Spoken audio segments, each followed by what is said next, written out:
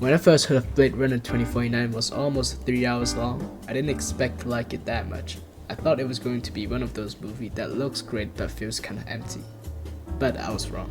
It ended up being one of those movies that just stayed in my head. There's no big action scenes or plot twist in it, which is not a popcorn movie. The movie is slow, like very slow. At first, that feels kinda weird. You're waiting for something big to happen, but instead, you're sitting there watching long shots, grad scenes, and characters who barely talk. I wasn't hyped, but it made me think about identity and what actually makes someone human. Blade Runner 2049, directed by Denis Villeneuve and released it in 2017, is a sequel to the original Blade Runner from 1982. The original had a huge reputation, so the expectations were high. What I like is that the movie doesn't try to remake the first one. It builds on to the ideas and pushes them forward in a way that feels relevant to the world we live in now. First, a quick summary of what actually happens in the movie. The story follows Kay, who is a replicant working as a Blade Runner. His job is to hunt down old replicants who are still alive. Early in the film, Kay discovered evidence that a replicant once gave birth to a child, which is supposed to be impossible. That discovery became a big deal because if replicants can reproduce, it completely changes how they are viewed and controlled.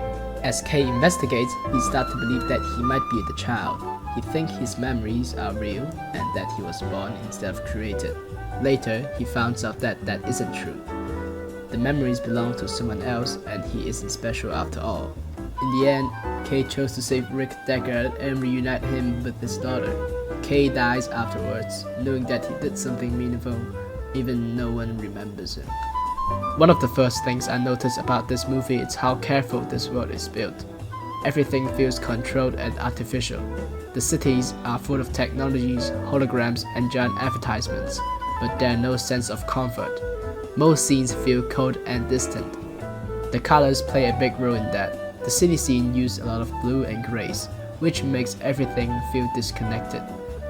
Las Vegas is covered in orange dust, which makes it feel like a place that has been completely abandoned by time, completely rotten away. I like how the visuals aren't just there to look cool, they actually support the story. And honestly, even if you don't care about film techniques, you can still understand the mood of the world without character explaining it. Kay is a really quiet character. He barely reacts to things. He's a replicant who knows he's artificial, and because of that, everyone treats him like he doesn't matter. Even other replicants look down on him. He's just a tool. But over time, you can see that he wants something more than just following orders. He wants to feel like his life has values.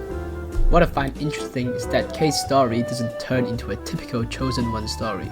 When he believes he might be special, you can feel that hope.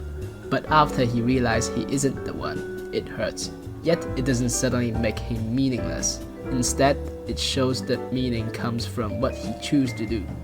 Kate doesn't give up after learning the truth. He still acts with compassion and empathy and make a sacrifice. Joy was created to give Kay's life meaning by allowing him someone who loves him. She's designed to be the perfect companion. She supports Kay emotionally and encourages him. She tells he's special. Their relationship feels real. You might even catch yourself rooting for them. Then I realized that Joy may never have truly loved Kay. She was created to act that way, to say the right things, to give the illusion of connection. But I have to admit, the lines between real and artificial was kind of blurry during some of her scenes. I thought some of her decisions and reactions were kind of genuine. We have to take a step back and wonder, does it really matter if she is programmed to love Kay or not? Aren't we programmed by nature to seek out other company of other people, to find love? Should we really care if she's programmed to love you or not, if the end result is the same? Paraphrasing it, if something feels real, does it really matter if it's fake? There's no clean answer to that. That idea stuck with me more than most of the plot points. I talked about the movie is slow, and I know that turns some people off. Personally, I think the slower pace works because it gives scenes time to breathe. You're not constantly being pushed to the next moment. You're allowed to sit with what's happening. I think Blade Runner 2049 impacted how I think about what makes someone human. Most movies focus on being special, powerful, or chosen. This movie focuses on choice instead. K isn't important because of destiny. He's important because he does the right thing even when there is no reward. No one will remember him. I also think that the movie is important because of how closely it connects to modern issues. AI, artificial relationships, and digital identities are becoming normal parts of our life.